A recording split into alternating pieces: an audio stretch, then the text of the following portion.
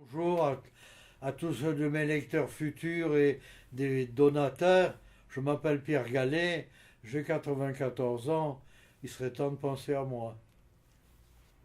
J'ai été pendant 40 ans professeur de viticulture à Montpellier. J'ai enseigné également pendant 30 ans à la faculté de pharmacie pour le diplôme des énologues.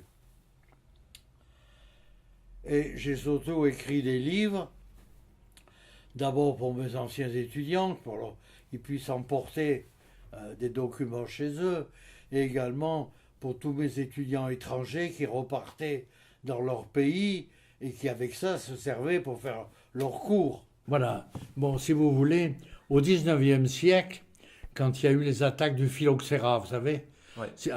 à la gare de Montpellier, vous avez le square Planchon avec sa statue, qui était le professeur et directeur du jardin botanique de Montpellier. Donc, avec deux autres collègues, c'est lui qui a découvert le phylloxéra. À ce moment-là, les botanistes ou les professeurs dans chaque pays important se sont mis à étudier les cépages dans le pays, car vous voulez savoir si on en trouvait qui seraient résistants au phylloxéra. Donc, si vous voulez, entre 1868 et 1900, je vous les montrerai, je les ai à côté dans une autre pièce, chaque professeur ou chaque propriétaire richissime, parce qu'il y avait des viticulteurs qui étaient malheureusement propriétaires de 500 ou 1000 hectares, les pauvres quand même, et donc ont écrit des livres.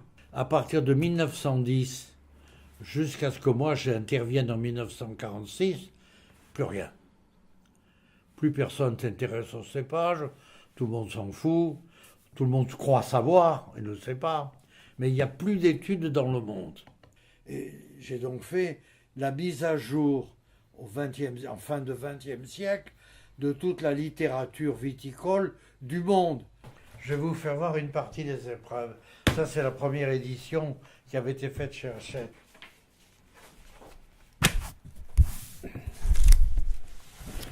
C'est pour vous faire voir, quoi, le monteur.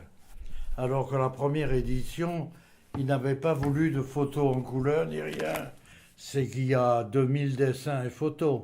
Parce que vous voyez, il y a non seulement mes planches couleurs qui sont d'un livre à moi que j'avais fait sur les cépages, et puis il y a donc tous les dessins. Ça, Hachette les avait pris. C'est mes dessins, la plume, des feuilles de vigne.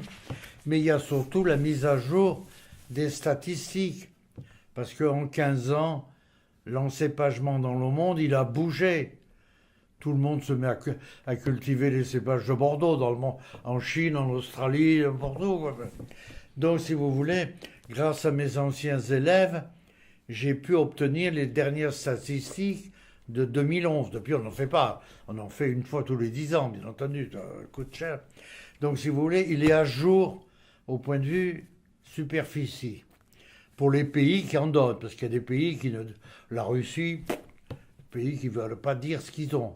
C'est quand même énorme, une contribution française dans le monde. Il n'y a pas d'ouvrage, personne d'autre en France n'écrit de livre de mon type. Maintenant, tout le monde est sur Internet. Je vous dis au revoir, rendez-vous au paradis bientôt.